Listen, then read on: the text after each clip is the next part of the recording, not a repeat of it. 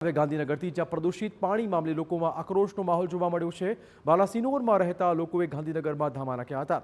જમિયતપુરામાં દૂષિત પાણી અંગે જીપીસીબીને રજૂઆત કરાઈ છે। સ્થાનિકો પ્રદૂષિત પાણી લઈને જીપીસીબીની કચેરીએ પહોંચી ગયા હતા। 18 ગામના કૂવામાં પ્રદૂષિત પાણી આવતું હોવાની રજૂઆતો કરાઈ છે। કેમિકલ કંપનીનું દૂષિત પાણી શુદ્ધ પાણીમાં ભળતું હોવાનો પણ આરોપ છે। દૂષિત પાણીના કારણે સ્થાનિકોને અનેક રોગ થતા હોવાનો પણ આક્ષેપ છે। કંપની ત્યાં સર્જન કરી રહેલી છે, એનાથી ગંભીર રોગો થઈ રહેલા છે। ચામડીના રોગો, શ્વાસની બીમારી, કેન્સરના રોગો અને પાણી પણ પ્રદૂષણ થઈ ગયેલું છે।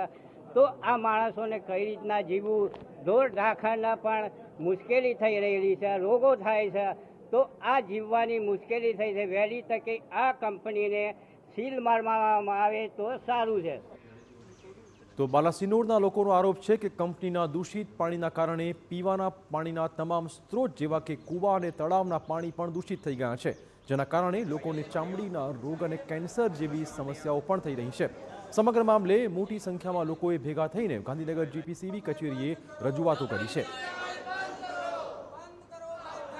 જીપીસીબી છે એ જીપીસીબી અહીંયાના જે સ્થાનિક અધિકારીઓ છે એ અધિકારીઓ આની પર ધ્યાન ન દેતા અને ગંભીર બીમારીઓ આ સ્થાનિક લોકોને થઈ છે। ઘણા બધા એવા સ્થાનિકો અમારી સાથે છે કે જેને અત્યારે ચામડીના પણ કહી શકાય કે સ્કિન ડિસીઝ થયા છે, તેની સાથે સાથે કેન્સરના પણ પીડિતો છે અને ઘણા એવા લોકો છે કે જેની ઓર્ગન ફેલ થઈ ગયા છે અને ખેતી જે છે ખેતી બંજર બની ગઈ છે। અને આના નિરાકરણ માટે આજે જીપીસીબીમાં રજૂઆત કરવા માટે આવ્યા છીએ અને મેડમે અત્યારે અમને સાંભળવાની વાત કરી છે। જોઈએ છીએ કે આનું સાંભળીને નિરાકરણ લાવે છે કે કેમ।